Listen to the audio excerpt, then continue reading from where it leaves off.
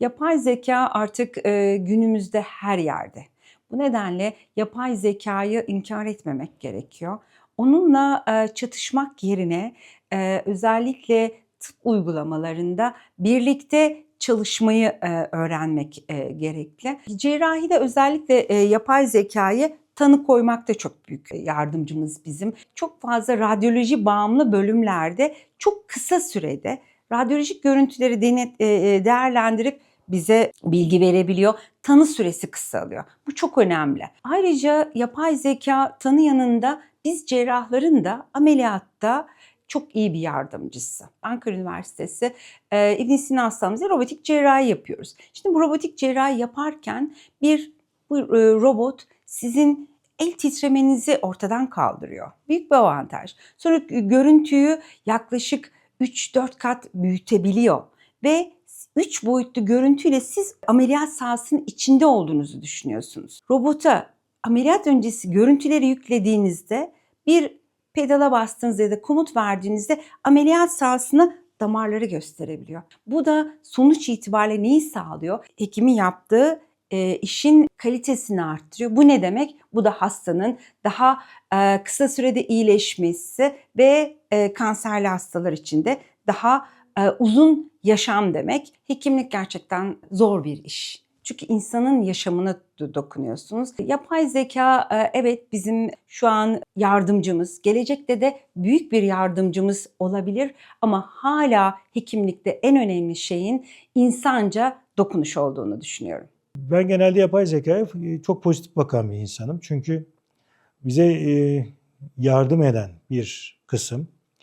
Gelecekte bizim mesleğimizdeki bazı kısımları tabii ki budayacak. Bu kesin. Ama bazı da farklı şeyler çıkartacak bizim görmediğimiz. Bu da ona bir hız, bilgi getirecek. Sonuçta cerrahlık artık benim gibi bir hastaneye gidip hastanede yapılacak bir işken bunlar klasik adlandırılacak.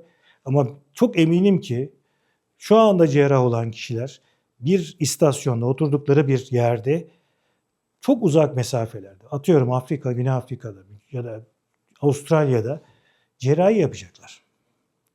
Ve bu cerrahiyi doğru yapacaklar ve cerrahiden net olarak yapacaklar. Benim çalıştığım konu bebekler. Bebeklerde makinenin ilk başta öğrenmesi 3,5 saat alıyordu. 3,5 saat civarında. Şu anda 3 dakika alıyor.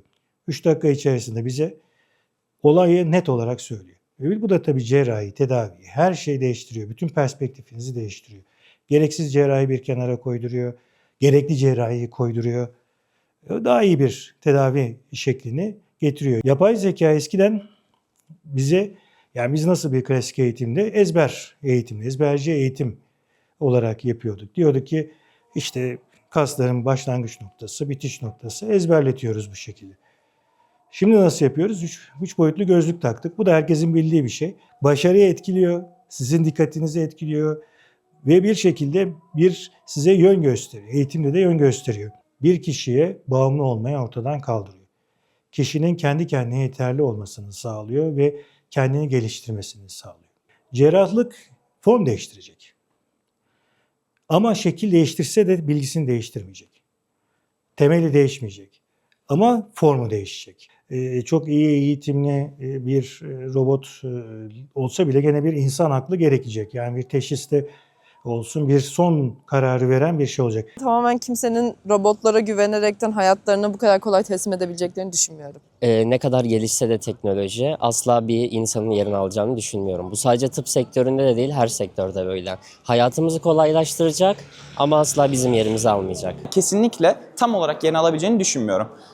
Ve insana bağlı olması bence daha doğru bir seçenek. Kendi başına hareket edememesi. Bize fayda sağlayabileceğini ama tamamen işimizi elimizden alma konusunda öyle bir ihtimal olmadığını düşünüyorum yani. Tıp fakültesinde yapay zekadan bolca yararlanıyoruz. İşimizi bitirmekten ziyade bence işimizi daha güzel bir noktaya taşıyacak, daha zevkli bir hale taşıyacak. İş gücünü azaltacak bence. Angarya işleri azaltacak. Bence doktorluk en son bitecek mesleklerden birisi. Cerrahide o an pratik karar alma, o zeka bambaşka bir şey. Bence asla ve asla yapay zeka ile üretilebilecek bir şey değil. Tabii ki yardımcı olur ama yerini alabileceğini hiç sanmıyorum. Sağlık hizmeti sunmak birazcık karşılıklı güven ilişkisine dayalı bir şeydir. Ne kadar tıbbi donanımınız yüksek olursa olsun hastanın size güvenmesi gerekir ki hasta sizi dinlesin, hasta sizin uyguladığınız tedaviye koopere olsun.